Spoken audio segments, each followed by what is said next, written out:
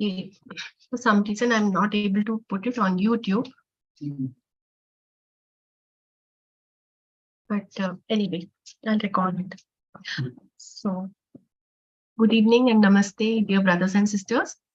On behalf of Indian section, I welcome all of you to today's session on Mahatma letter study. We'll be studying the chronological letter number 89, which is the Mahatma letter number 46 in the Barker series. So please join me in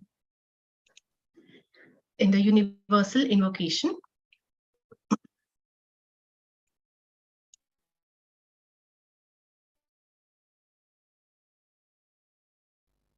O hidden light, vibrant in every atom.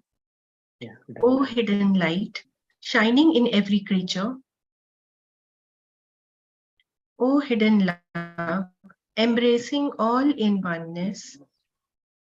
May each who feels himself as one with thee know he is also one with every other.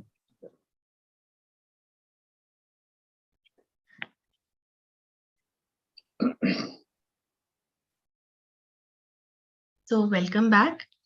Today we have with us Brother Shivdas ji. Brother Shivdas ji has also taken the studies of Mahatma letters earlier. He is from the Annapurni Lodge, Alipe, Kerala.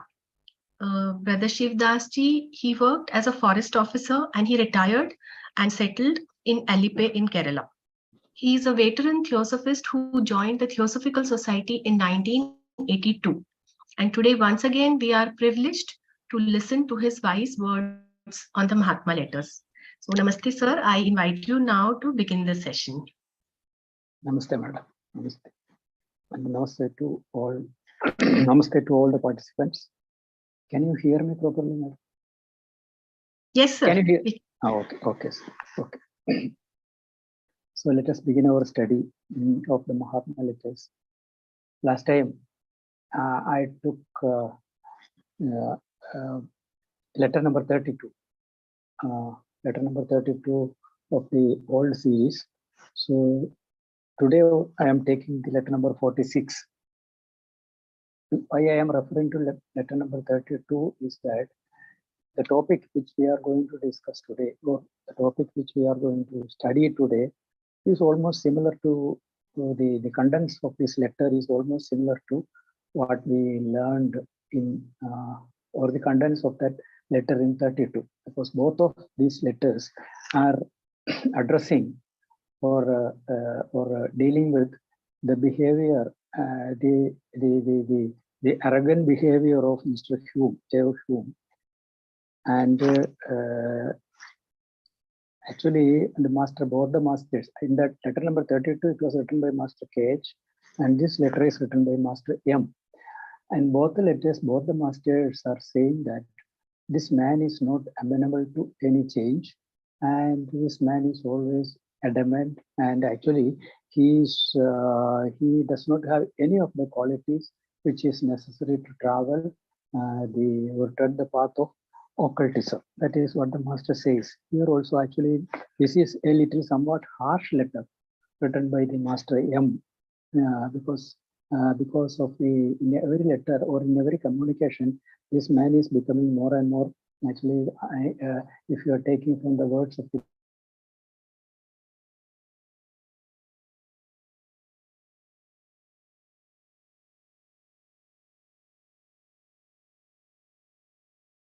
is unphilosophical and he is irrational. So these are the three words used by the Master KH in the last letter to describe the character and behavior of Mr. Hume.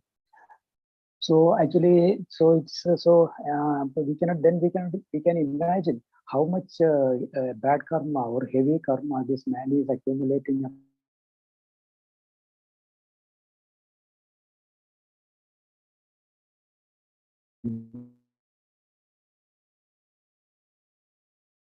Embodiment of compassion, love, and that this man is illogical, is rational.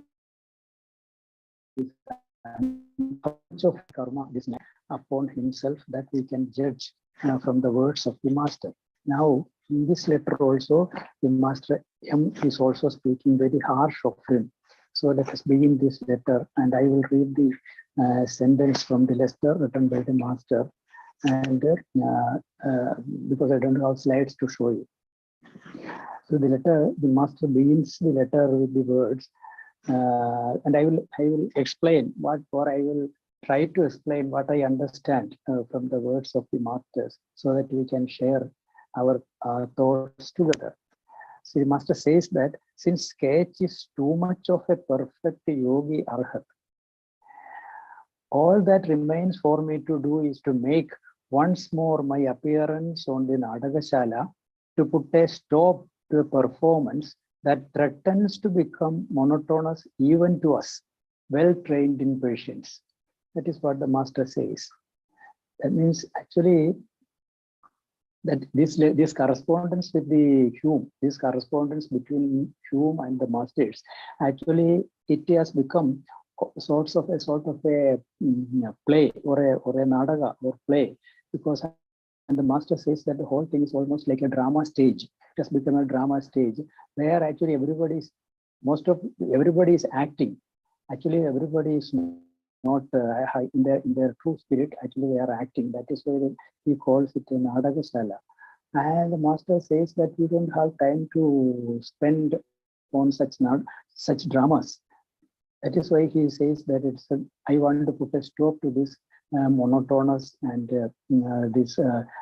this nonsense of writing endless correspondence between this man and the Mahatmas, because their time is very precious, their energy is very precious, their wisdom is very precious. So they have no time to spend on such a drama without any purpose and without any meaning. They are spending too much time on this man. That is why he says that this Nadagashala business has to be stopped. And it has become monotonous also. Well trained in patience. Even the masters are well trained in patience. So their patience is also thinning out, because they also cannot tolerate or sustain this man's arrogance. They cannot sustain that.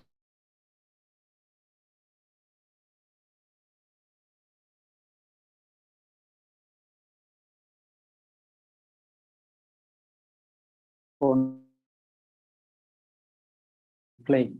That is the master says. I would rather decline. The master says that he will decline an opportunity to write an endless letter with this man, because it will never stop, because he is always adamant. He is not willing to change, and he also does not have an open mind to receive what the master says or to examine what the master says, and so that he is not ready to learn also what the master says. He is always thinking that he is a superior being. He has more wisdom than the masters.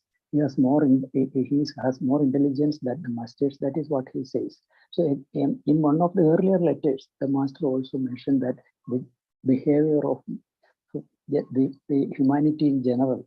That is what the master says in that particular letter. I will quote it here. It is the same, I quote, it is the same now as it was a million years ago. And then he explains the quality or the characteristics of an ordinary human being who is not amenable to any of these changes. It is the same now as it was a million years ago. Prejudice based upon selfishness, a general unwillingness to give up an established order of things for new modes of life and thought, pride and stubborn resistance to truth, if it but upset their previous notions of things. So this was these words are from the earlier letter written by the Master Cage. He was at that time he was addressing Synod, saying that this is the general characteristic of the ordinary humanity. It is the same now as it was a million years ago. Prejudice based upon selfishness, a general unwillingness to give up an established order of things for new modes of life and thought, pride and stubborn resistance to truth, if it but upset their previous notions of things. It always, everybody, a majority of the people, they want to go along the beaten track. They don't want to change the track. They don't want to create, or they don't want to clear a path for themselves. They don't want. They always want to follow the beaten track. That is what the master says, and they are very stubborn upon this decision of these people, because they always think, if you want to change any of the, you can cite a number of examples.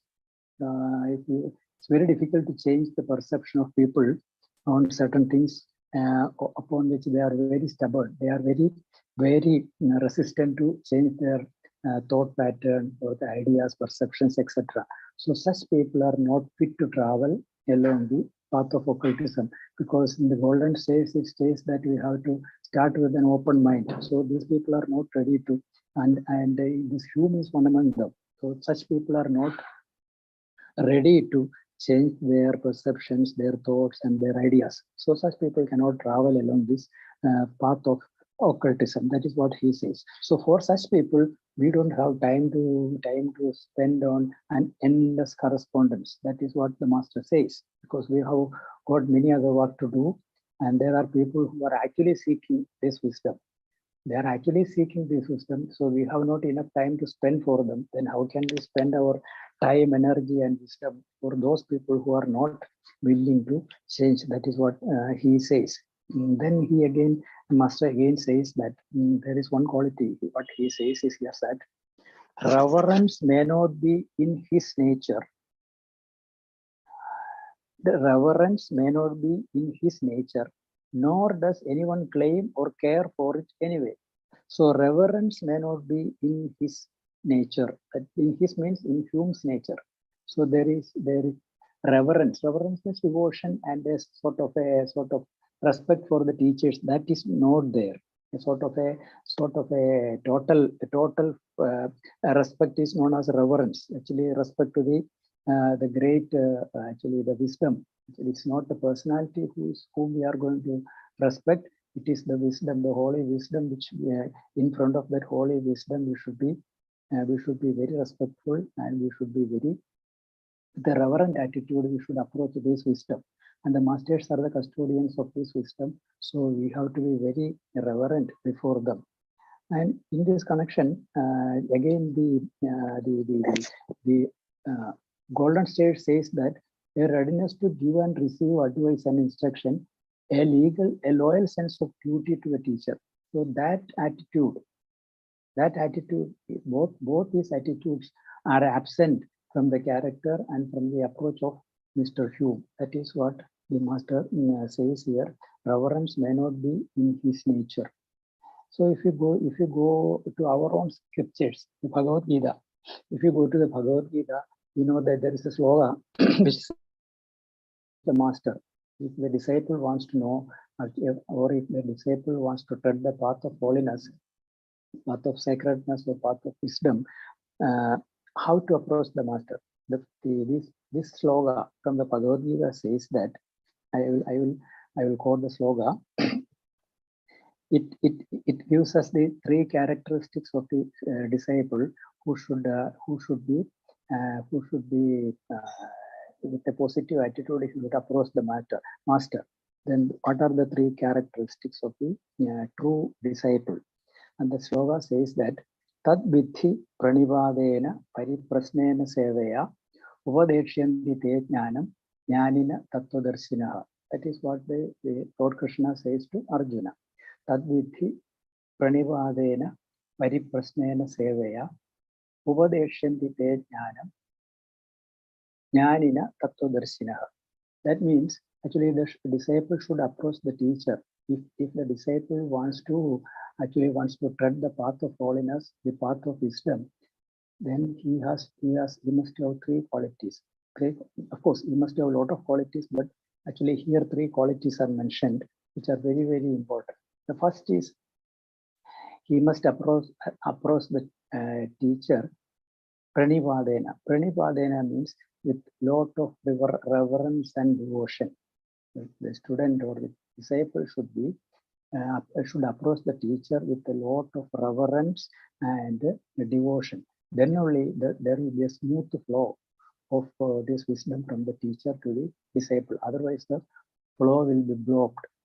If the flow should be uninterrupted, then this sort of reverence and devotion should be there between from the part of the disciple towards the teacher, not only towards the teacher, towards the wisdom. The ageless wisdom also he should approach with a devotion and reverence. If that devotion and reverence is not there, then that flow will not be smooth. So there is no need in complaining that we are not getting enough. Enough means we don't have that kind of reverence and devotion within us. That has to be cultivated. Every disciple should cultivate that attitude of reverence and devotion. That is pranipadena. Then the Lord Krishna says that the next one is pariprasnena. Pariprasnena means that the disciple should approach the teacher with noble and genuine questions. With noble and genuine questions. The questions is the disciple put forth before the teacher. It is with reverence and devotion. Then the questions themselves should be noble, and also the question should be with the genuine. It should be a genuine question because he must have the genuine desire to know. Must have the genuine desire to know. Simply because just to show his power of knowledge, or to test the master, or to ridicule somebody. So these kind of questions are not asked silly questions, trivial questions, or questions out of context. So there are usually this happens in ordinary sort of classes. This happens because that is usually the students wants to test the depth of the guru, etc. That kind of attitude is not expected here. Because you are approaching the guru with reverence and devotion, then the questions themselves should be noble. The questions should be genuine. So this is pranipadena, pariprasnena, and the third one is sevaya. Sevaya means with sacred service. You should be ready to do service. Service does not mean that you are going to serve the master alone. Not the master alone, because you should have this attitude of service to every living thing. You should be ready to serve every living thing. So that attitude of sacred service also should be there. So if these are the qualities which are required from the part of the disciple to tread the path, to tread the holy path. If that is not there, of course, you have to cultivate it. We have to cultivate it. Then only we will be able to tread the path as smoothly. Otherwise, there will be interruptions, and otherwise there will be chances of falling apart also. So here in Bhagavad Gita also, the Lord Krishna also says the same thing. You have to approach the teacher with the devotion and reverence, with noble and genuine questions, and also with an attitude of sacred service. And if you look at the character of Mr. Hume, because we are dealing with the character of Mr. Hume. So if you look at the character of Mr. Hume, none of these qualities are there. None of these qualities are there. Then how can this man can expect to travel along the path of holiness? So that is what the master says. Reverence may not be in his nature. In his very nature, there is no question of reverence, because this man is always thinking that he is a superior being. He is a superior being. He is even superior than the holy masters. That is what he thinks. So reverence may not be in his nature, and that is what the master says there. Then again, a master says another interesting thing in the next sentence. What he says is that, but I should have thought that his head, that is capacious enough to hold anything, had a corner in it for some common sense. That is what the master says in the next sentence. It's very interesting, because he says that this man, that is Mr. Hume, I thought this man must have because he has got he claims that he is such a wise man, such an intelligent man. So there are a lot of things in his head. And I thought that in some corner, in some remote corner, he must have some common sense. But that means master says that he lacks even common sense. He does not have any common sense at all. And now, when we examine this sentence, what we learn is that that that portion, that is common sense portion, is very important, because what we learn from our studies of the our theosophical literature, what we learn is that, of course, for a beginner on the path, this quality, or this quality of common sense is very, very important. Very important. Two things are very important for a beginner. One is conscience. And the second one is common sense. If you don't have common sense, or if you are not ready to use your common sense, it is very difficult to travel, especially for a beginner, to travel on the path. Why? Because when we are beginning to travel on the path, that means travel on the path means actually it's an inward journey. So when we begin our journey, actually we don't have any other direct communication with the holy masters or their disciples. Actually, we have to depend on ourselves. Of course, we have got their books, their words of wisdom are there, but we have to depend on ourselves in the beginning, because we don't have any direct communication with the masters or their disciples. Then actually the best guide when we start on the path is our common sense, as well as our conscience.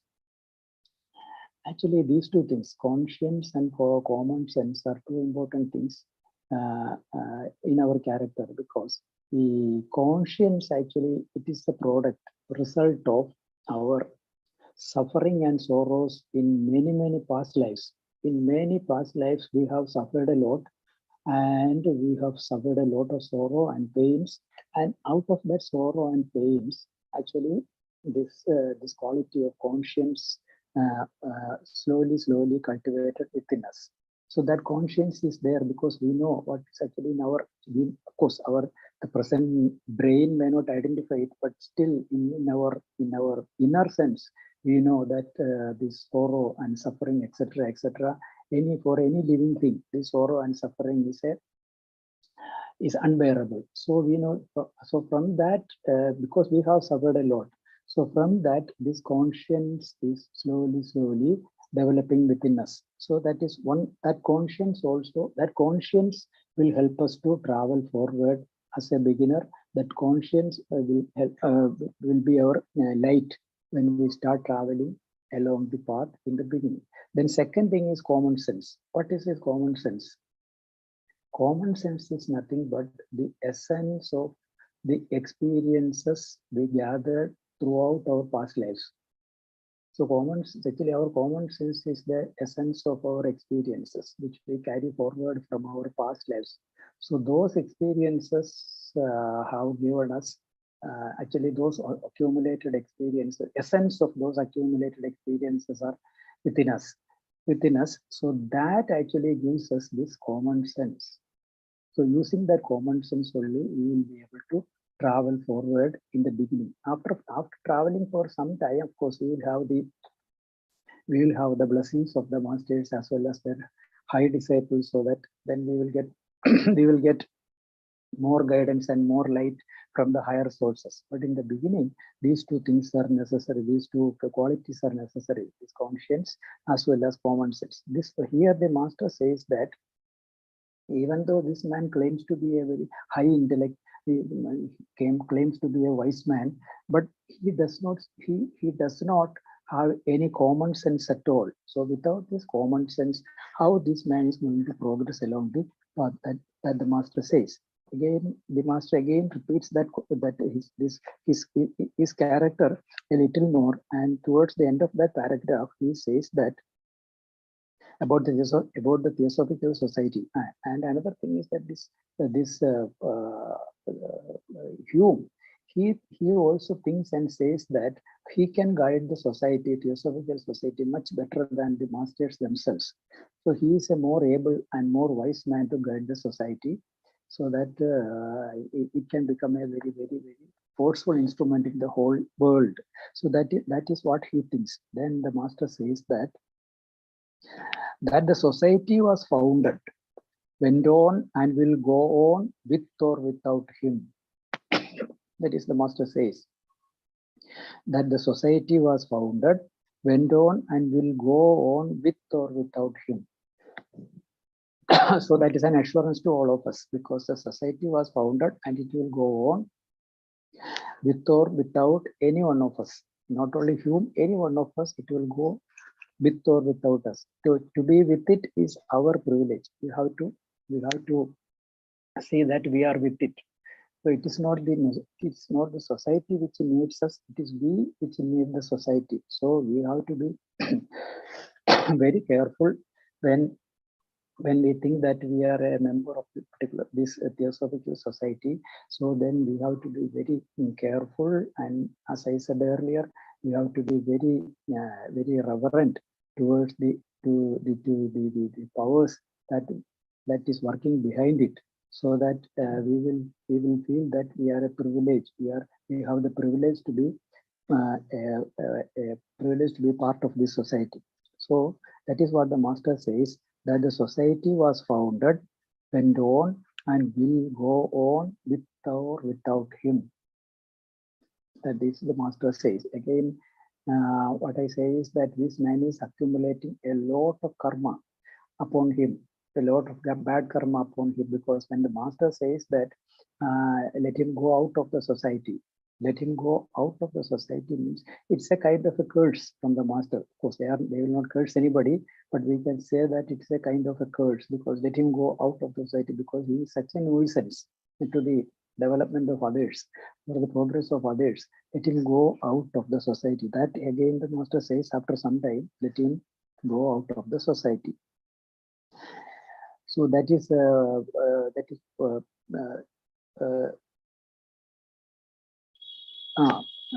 let him go out of the society. Society can survive without the help of any particular individual. That is what the master says in that.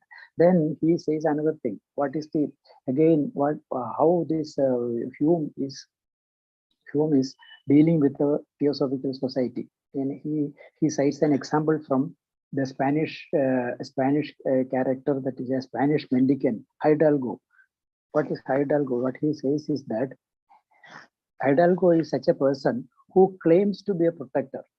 He claims to be a protector, but in fact, he suffocates and kills. That is what here he says. Spanish mendicant Hidalgos who offer their sword to protect the traveler with one hand and clutch him by the throat with the other. That means he wants to be a protector, but at the same time, what he does is that he kills the victim, or he kills the person whom he wants to protect. Here, Hume is also doing the same thing. Actually, he claims that he wants to protect the Theosophical Society, but actually he kills the Theosophical Society with his words and actions. That is why the master takes this example from the Spanish literature, that is Spanish mendicant Hidalgo. So this also happens to many of our members also. Actually, they think that they are protecting the society, they are guiding the society, they are helping the society to progress forward. But actually, because of their adamantine nature, because of their unwillingness to open up, what they do is that actually they are killing the society, just like this Hidalgos of this Spanish literature. Hume is also doing the same thing. Actually, again, we have been told in our literature by Madame Blavatsky itself that if you are not open to change, if you are not willing to consider, if you are not willing to consider, actually, if you are not willing to understand, actually what others are speaking, or others' point of view, then actually our society will become a dogmatic society, and it will become a cult. So I don't want the Theosophical Society to become a cult or a dogmatic society. So it should be open to all. It should be open to all perceptions, all ideas. So that is what the master is also saying here, saying that this man Hume is trying to. He claims that he tries to protect the society, but at the same time, he is in actual practice he is killing it. And again, he cites in the next sentence. He cites how this man is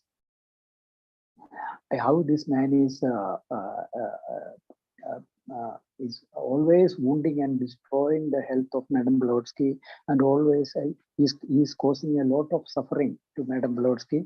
So that he is saying in the next sentence that and his very presence in the society, master says, his very presence in the society is not very beneficial to the society.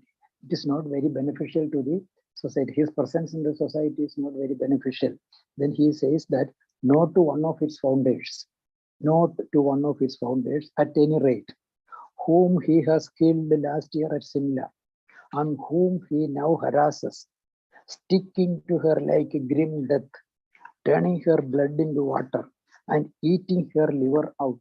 How what a harsh words the master is using here to describe the attitude of Mr. Hume towards Madame Blavatsky. And so there I think the power of the master's words is there, how much he has actually, when he writes down these sentences, how he felt towards the attitude of Mr. Hume. Those his feelings are there in this sentence. Master's feelings are there in this sentence. Actually, they are not. Usually, they don't use such words against any particular person. But here, Hume himself is inviting all these words from the master's mind because of his actions. Then master says that, therefore, I expect you to impress upon his mind. You means I expect you means Sinnett, because master is writing this letter to Mr. Sinnett, so that Sinnett must pass on these informations to Mr. Hume, because master does not want to start a correspondence with Hume again. Therefore, I expect you to impress upon his mind that all we should give thanks for would be to see him take care of his eclectic and to leave the parent society sorry take care of the parent society to take care of itself. That means master wants Hume to leave the parent society so that it will take care of itself. Let the parent society take care of itself, and let this man go with his eclectic society, which he wanted to form at that time, separately from the parent society of the parent body of the Theosophical Society. That is what he says. Therefore, I expect you to impress upon his mind that all we should give thanks for would be to see him take care of his eclectic and to leave the parent society to take care of itself.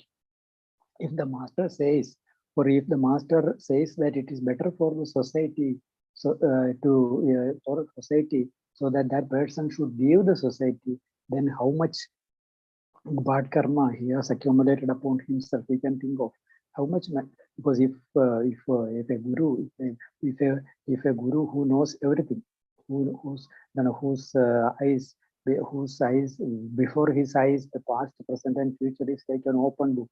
When a guru says such words about a person, so we can imagine how much bad karma this man is accumulating upon himself. So this is a lesson to all of us also, because we should when actually we may think that we are doing very good work for the society, but if you are not careful, if you are not conscious of what is happening within us, then actually we may be hindering the progress, we may hindering the work of the masters themselves. So then again, towards the end of that paragraph, the master says that That again shows the character of the special character of the masters themselves. We have allowed him, that is Mr. Hume, we have allowed him under the good pretext of saving the situation with the British Theosophists to ventilate his animosity against us in the organ of our own society and to draw our portrait likenesses with a brush dipped in haughty bile.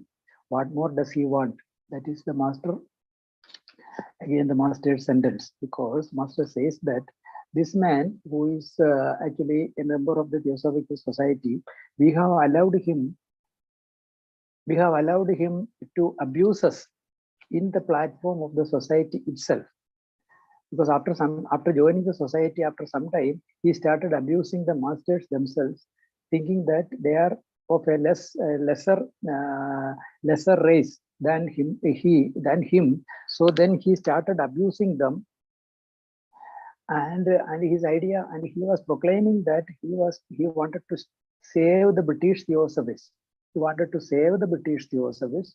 So that is why he is he claims to be a super intelligent person, and he wanted to show that the master's words, and he knows better than the masters themselves. So he started ridiculing the masters in the platform of the society itself. Then what the master says is that we have allowed him under the good pretext of saving the situation with the British Theosophists to ventilate his animosity against us in the organ of our own society, to draw our portrait likenesses with a brush dipped in haughty bile. That means that shows us that the masters, of course, they are ready to give us any number of excuses, so that any number of opportunities to correct ourselves.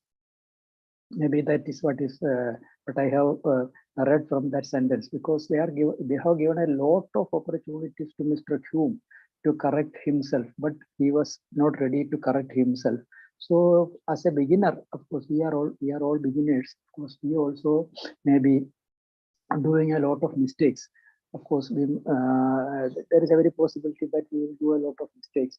Again, the masters, suppose if we are sincere and earnest, if we are sincere and earnest towards our aim as well as our desire to learn more, if we are serious and earnest, of course, masters are ready to give us a lot of opportunities. They will ready to sacrifice their comforts so that we will progress smoothly on the path. So that, of course, we can understand from this sentence of the masters. Because we have given him a lot of we have allowed him under the good pretext of saving the situation with the British Theosophists to ventilate his animosity against us in the organ of our own society, in the platform of our own society. We allowed him to ventilate his animosity against us. So they have allowed him so many opportunities to mend his ways. Again, in the earlier letter number 32, the master says that because he was a useful person, the master considers him to be a useful person in one direction. Actually, he was a failure in all other directions, but he was useful because he was a very able administrator. He was very determined in doing his activities properly. So he was very useful in a particular way, but he was not useful in many other ways. Maybe because of that, he was given a lot of opportunities to mend himself, but he was not ready to take any advantage out of that. Again, towards the end of that letter, this is a small letter. Towards the end of that letter, the master says that this is the ultimatum which the master gives. In this sentence, he gives the ultimatum. Notwithstanding his sulks, I beg you will tell him that you heard from me and that I have asked you to let him know my ultimatum. If he would not break with the whole shop altogether and forever, I will not suffer him to interfere with his wisdom between our ignorance and the parent society. The master says that actually it was a sarcastic statement from the master saying that actually the Hume always thinks that the master, the masters are a group of ignorant people. He is the wisest among all these people. So the master says that, okay, we agree that we are ignorant people, but I will not allow him to come between us and the parent society. That what master says. I will not suffer him to interfere with his wisdom between our ignorance and the parent society. So let him keep his wisdom with himself and let him give to whoever he wants to give, let him give to them. But he should not come with his wisdom between our society and us. I will not suffer him. So you can tell him that he should, it's an ultimatum. You can tell him that he should immediately sever all his relationships with this parent society. Let him go from this society forever. We don't want him anymore here. That is the ultimatum given by the master M here. He says that it is because it is master M, he is using such harsh words. Harsh means he is strong words, not harsh words, strong words. Because if it was Master KH, then he would not have written this letter like this, maybe, I don't know. But he may be a little more soft. But Master M says that he should immediately withdraw from the society forever. He should not return. I will not suffer him to interfere with his wisdom between our ignorance and the parent society. And again, Master says that, again I quote, nor shall he ease his bad humor on one who is not responsible for anything we may do or say. A woman so sick that as in 1877, I am again forced to carry her away when she is so needed where she now it is, at headquarters, for fear she will fall to pieces. That again the master says that he should not only leave the society, he should never interfere with the work of Madame Blavatsky, and he should never utter a word against her in bad humor. You should not say anything against her. That the master says that because she is so sick, a woman so sick that as in 1887 I am again forced to carry her away, because master took her away to recuperate her strength, her health. So that is what the master refer here. So this man, Hume, he should never interfere with the work of Madame Blavatsky. He should never interfere with the work of the parent society. Hereafter that the master says.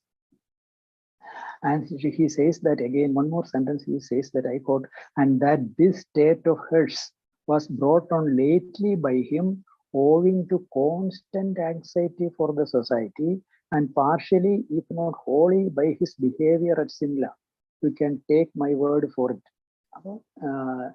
The master says that because the present very pitiable condition of Madame Blavatsky is simply due to this man's behavior towards her, because Madame Blavatsky was very emotional when with regard to the Theosophical Society, because she knows that the masters are behind it, and when the masters are behind it, she will the society, because the society is the child of the masters, and she is so devotional towards the masters. She was very anxious about the future of the society. So that actually depletes a lot of her health, because all these people like whom they are working against the Theosophical Society at that time, and she was very anxious whether what would be the future of the Theosophical Society. Because of that, her health was deteriorated a lot. And the master says is that, and this man is one of the major reason of her, one of the major reason of her ill health is the behavior of behavior of Mr. Hugh. That's what he says. Then towards the last sentence, again, that is also an important the important aspect is also mentioned there. The master says that, I will read, quote, "Oh, you Westerners who boast of your morality, may the bright Johans keep you and all yours from the approaching harm in the is the sincere wish of your friend." That sentence, the master closes this letter.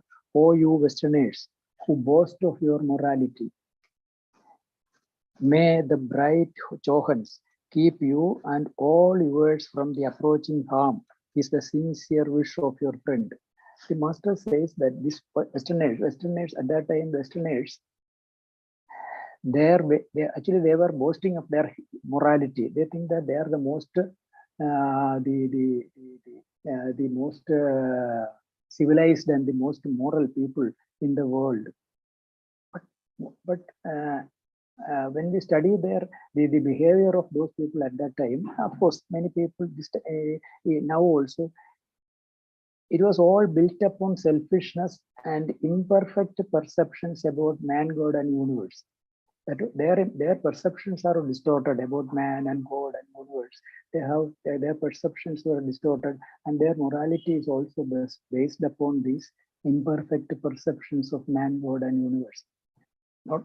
So that is what the master says. The master says is that you Westerners who boast of your morality, and then he says that may the bright Johans keep you and all yours from the approaching harm is the sincere wish of your friend. The morality which is based on selfishness, it can be called a morality, or it's a moral basis for any civilization, because everything is based on selfishness and greed. We know that universal brotherhood is the foundation of universal morality. So universal brotherhood, that the very concept of universal brotherhood was not known to the Western people, and they were not ready to accept it also when this was proclaimed by the Philosophical Society. So universal brotherhood, that is the foundation of universal morality. So they were not willing to accept that as a fundamental premise for world peace. They were not ready to accept that. So that is what the master says, that you boast of your morality. But all of your actions, when you look at your actions, they were we cannot say that you are all supported by a high state of morality. Then he says that may the bright Johans keep you and all yours from the approaching harm is the sincere wish of your friend. And there, of course, the master says that there is some harm is approaching. So what can be that harm? That is because he was addressing the Western people. So there may be some harm is approaching to the Western people. Probably that was about, he was mentioning, he was just pointing towards the First World War, because the letter is written in 1882. So it can be the First World War which the master was referring to. Maybe the bright Johans keep you and all yours from the approaching harm is the sincere wish of your friend. So with that sentence, the master closes the letter. So this is a small letter, and this letter is entirely devoted to the character and the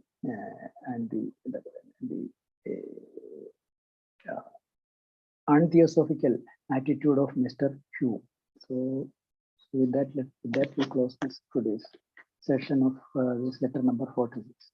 Thank you. Thank you so much, Brother Shivdas ji, for giving us this deep insight into this letter. And now I request Sister Meenakshi ji to give us the translation in Hindi, after which we can have a discussion on this letter. Thank you, sister. Namaste सभी को. Thank you, Brother Shivdas ji. आज हम chronological letter number 89 ले रहे हैं, जो कि master M AP senate को सितंबर 1882 में लिखते हैं। मास्टर सीनेट से कहते हैं कि मास्टर KH एक महान अर्हत योगी है जो आक्रामक, अहंकारी और निडर ह्यूम के कुटिल बर्ताव को रोकेंगे नहीं, जो उन पर वर्चस्व स्थापित करना चाहता है। इसलिए ह्यूम के नाटकीय व्यवहार को, जो उनके धैर्य की, सब्र की परीक्षा ले रहा है, उसे रोकने के लिए वे स्वयं प्रयत्न करेंगे। मास्टर कहते हैं कि ह्यूम के स्वभाव में श्रद्धा व आदर भाव न हो और न ही हम उसकी चाह रखते हैं, लेकिन उसका दिमाग जो हर एक जानकारी ग्रहण करने के लिए की क्षमता रखता है, उसमें एक कोना समझदारी के लिए रहता, तो यही समझ उसे बताती कि या तो हम वही है जिसका हम दावा करते हैं, या हम वह नहीं। ह्यूम सोसाइटी में रहे या न रहे, सोसाइटी की स्थापना हुई, उसका कार्य चल रहा है और चलते रहेगा। अभी तक ह्यूम की मदद इस तरह से हुई है जैसे कि स्पेनिश भिक्षु हिदाल्गोस, जो यात्रियों की रक्षा के लिए एक हाथ से तलवार पेश करता था तो दूसरे हाथ से उनका गला घोटता था। सोसाइटी के लिए वह बहुत हितकारी नहीं हुआ। मास्टर कहते हैं कि पिछले साल शिमला में ह्यूम ने अपनी हरकतों से HPB की लगभग जान ही ले ली थी। वह उन्हें बहुत यातना दे रहा है, उनका खून चूस रहा है। इसी वजह से मास्टर सीनेट को ह्यूम से यह बोलने को कहते हैं कि ह्यूम अपने इक्लेक्टिक सोसाइटी को संभाले, जिसके वे प्रेसिडेंट थे, और थियोसॉफिकल सोसाइटी को अपने हाल पर छोड़ दे, उसमें दखल अंदाजी न करे। आगे मास्टर कहते हैं कि ब्रिटिश थियोसॉफिस्ट सदस्यों की स्थिति को बचाने के सच्चे इरादे से हमने हमारी ही सोसाइटी में ह्यूम को हमारे विरुद्ध जहर उगलने दिया, और वह और क्या चाहता है। मास्टर M सीनेट से ह्यूम को अपनी आखिरी चेतावनी बताने को कहते हैं। कहते हैं यदि ह्यूम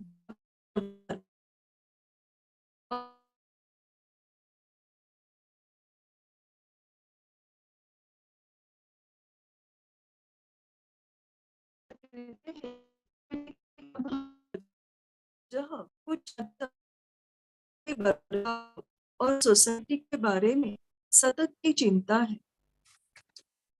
आखिर में मास्टर M सीनेट को मास्टर कहते हैं कि यह कैसे पाश्चात्य लोग हैं जो अपनी नैतिकता पर गर्व करते हैं।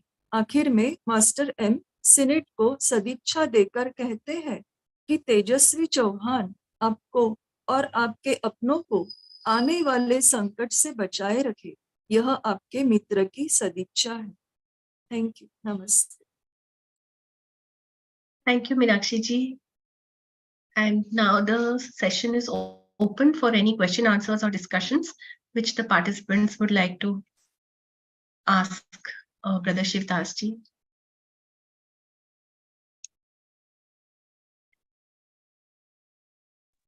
Any questions? Madam, I am Liju here. I would like to know the thing upon consciousness and common sense, which the Brother Shivdas has said it earlier.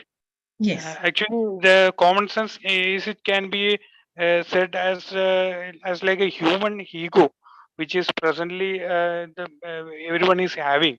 So his common sense can be said in other name as a ego with the people are having right now. Brother Shivdas ji, you would like to answer that question? Madam, you can also elaborate on that. What I said was that common sense, of course, it is an essence of our experiences we carry from past lives. That is what is known as common sense. It's nothing to do with ego, etc. Of course, it was our own experiences in past lives the essence of that we carry, that is developed as common sense. Conscience is something, because the conscience is developed within us from our sufferings and sorrows. When we suffer and when we experience pain and sorrows, so that gives us a sort of understanding that every living creature is also having the same experience when it passes through sorrow and pain. So that gives us a sort of compassion and love towards them. Out of that compassion and love, that is what is called conscience. So with these two light lamps with our hand only, we can start our journey along this path. That is what I said, Madam. Sir, yes, I totally agree. This is a very apt definition of common sense. It is normally the sum or the essence of our experiences, as you said. As the child grows, he has more and more experiences from his surroundings. He learns first from the family, the parents, and then from the surroundings, society, and friends. So that is what is common sense. For the conscience, I would like to add something more, which we recently also read in one of the letters, that it is a sense which we say it is the small voice within us, which tells us whether this is right or no. We do something thinking nobody is seeing, but inside our conscious is pricking us that what we did was really not right. That is the small voice within us. And that letter mentioned that it is the voice which comes from our sixth principle. So it is not from the mind. So that was how it was written in that letter. That is how I understood is the voice of conscience. And yes, common sense is yes, as you have explained very nicely. And to this, I will also request you, please add one more point. Towards the end of the letter, there is the term morality has been used. So morality and ethics, and where they fit in this scale of common sense and conscience and spirituality. So where do ethics from where do ethics and morality come in? Can you please speak on that also?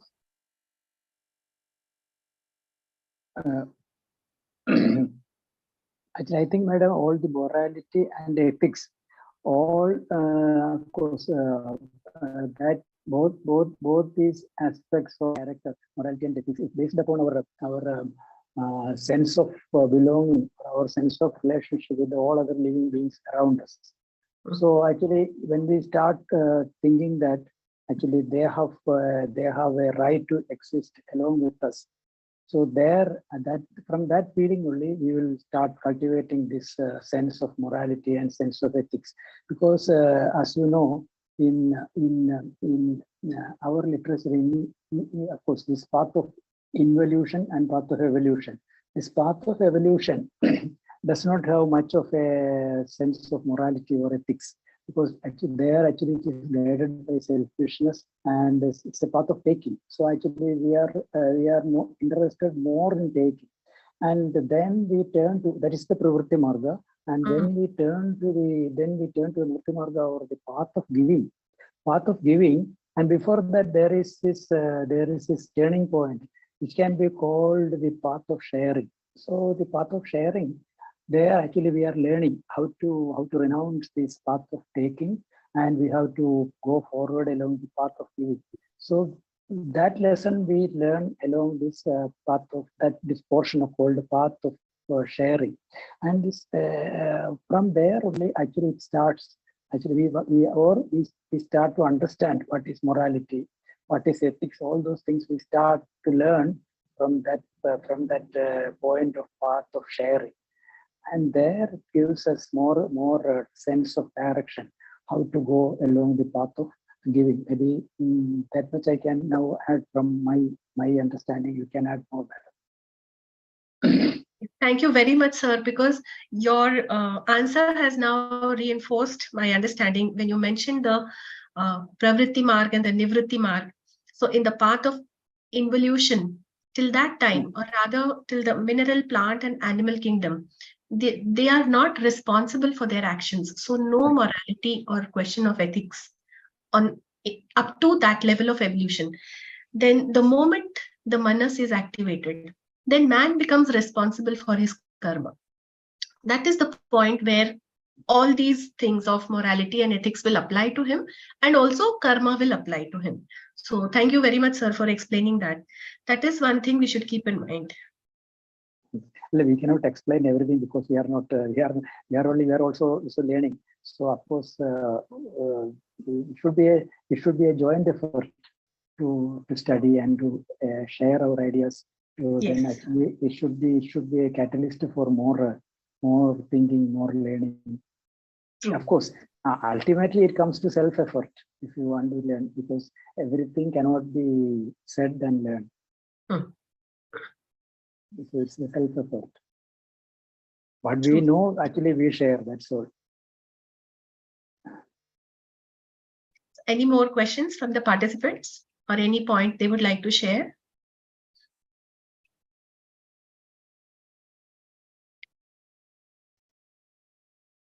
So I think that's all for today's study session. With this, we have completed this letter number 89. And thank you very much, Brother Shivdas ji, for being with us here today and giving us your insight on this letter. Thank you so much. So we'll end the session with the closing prayer. Om Asito Ma Sadgamaya Tamaso Ma Jyotirgamaya Mrityorma Amritam Gamaya. Om Sarvesham Swastirabhavatu Sarvesham Shantirabhavatu Sarvesham Mangalam Bhavatu Sarvesham Purnam Bhavatu Lokaha Samasta Sukhino Bhavantu Sarve Bhavantu Sukhinah Sarve Santu Niramaya Sarve Bhadrani Pashyantu Ma Kaschit Dukha Bhag Bhave. Om Shanti, Shanti, Shanti.